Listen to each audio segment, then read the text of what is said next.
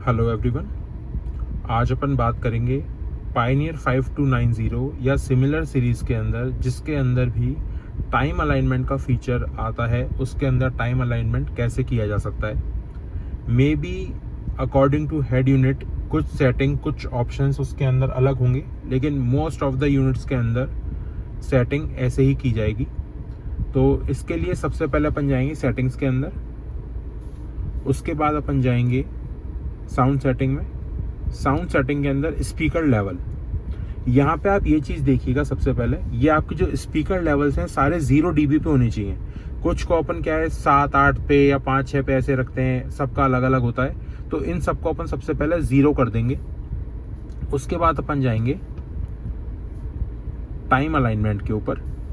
वहाँ पे अपन इसको सेटिंग, जो लिसनिंग पोजिशन है उसको अपन करेंगे फ्रंट राइट, क्योंकि इंडियंस कार के अकॉर्डिंग अगर इंडिया की गाड़ी में अगर आप कर रहे हैं तो उसके अंदर जो ड्राइवर पोजीशन होती है वो फ्रंट राइट होती है हमेशा। इसमें करने के बाद में आप जो मेज़रमेंट है वो ऐसे करेंगे। अगर आप कोएक्सियल स्पीकर यूज़ कर रहे हैं, आपने कंपोनेंट नहीं लगा रखे, तो आपकी जो स्पीकर की पोजीशन है वहाँ से अपनी नोज़ तक मेज़र करेंगे। वो मीटर या सेंटीमीटर में जो भी वैल्यू आती है उसको सेंटीमीटर में कन्वर्ट करेंगे और वो वैल्यूज़ यहाँ पे फ्रंट लेफ्ट के अंदर डालेंगे। जिस भी स्पीकर की आप मेज़रमेंट कर रहे हैं उसकी वैल्यू उस सेक्शन में आप डाल दीजिएगा।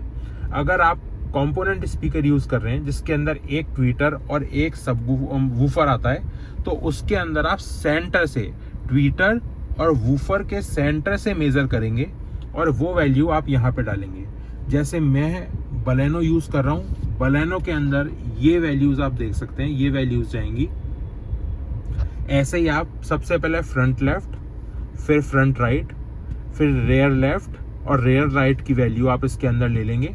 और अगर आपने सब वूफर लगा रखा है तो आप उसकी मेजरमेंट करके वैल्यूज़ इसके अंदर डाल देंगे, सेंटीमीटर में कन्वर्ट करके। मीटर से या इंचेस में जो भी आप जिससे भी मेज़र कर रहे हैं उससे आप सेंटीमीटर में कन्वर्ट करके इसके अंदर डालेंगे। और उसके बाद में आप अगर लिसनिंग पोजीशन फ्रंट राइट रखना चाहते हैं तो वो कर दीजिएगा। उसके अंदर क्या है, जो पूरा जो म्यूज़िक रहेगा वो ड्राइवर ओरिएंटेड रहेगा।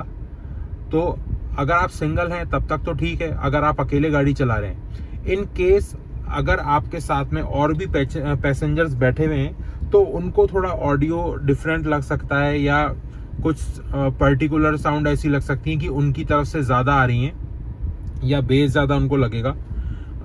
तो इसके लिए आप एक काम करिएगा, जैसे मेरी जो है, मेरे को सेंट्रल साउंड ज़्यादा पसंद है तो मैं अधिकतर इसको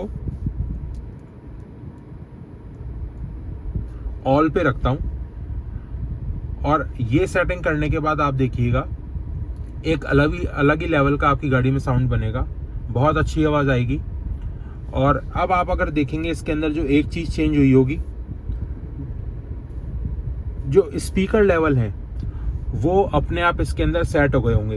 पहले अगर जैसे आपने ये टाइम अलाइनमेंट करने से पहले अगर आपने हाथ से इनके डीबीज ऊपर नीचे कर रखे थे, जैसे 5, 6 पे सेट कर रखे थे या 0 पे सेट कर रखे थे, तो अकॉर्डिंगली आपकी मेजरमेंट के अकॉर्डिंग ये प्लेयर खुद इसके डेसिबल सेट कर देता है, जो कि एक बहुत अच्छी साउंड क्रिएट करने में काम आता है। कई बार अपन क्या करते हैं लाउडनेस के लिए या बस ऐसे ही इनको बहुत ज़्यादा ऊपर सेट कर देते थे, 5, 6 पे सेट कर देते हैं, तो उसके अंदर क्या है वो सब एक सेट फ्रीक्वेंसी पे चलते हैं। जैसे जितनी लाउडनेस की अगर आपको ज़रूरत नहीं है, जितना शार्पनेस आपको चाहिए नहीं, लेकिन फिर भी आपको आवाज़ वैसी ही आएगी, तो वो साउंड थोड़ी ठीक नहीं रहती है।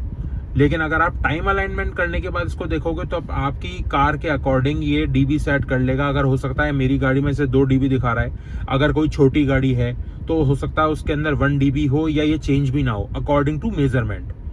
तो आप इसको चेंज करिए। टाइम अलाइनमेंट में बस इतना ही होता है, ज़्यादा कुछ सेटिंग चेंज नहीं करनी होती है। और बाकी आप सारी अपनी सेटिंग जैसी है वैसी ही रहने दे सकते हैं।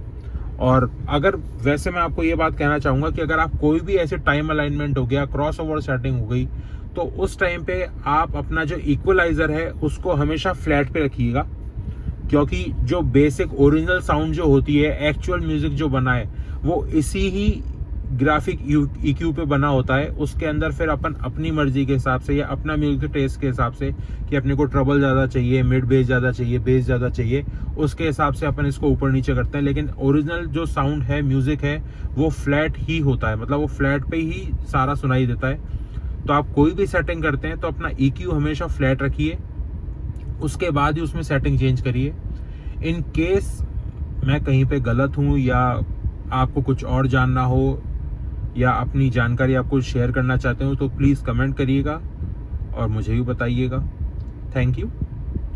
और नेक्स्ट वीडियो देखते हैं किस पे बनाएंगे, होगा तो साउंड सेटिंग या इसी से किसी से रिलेटेड होगा। Thank you.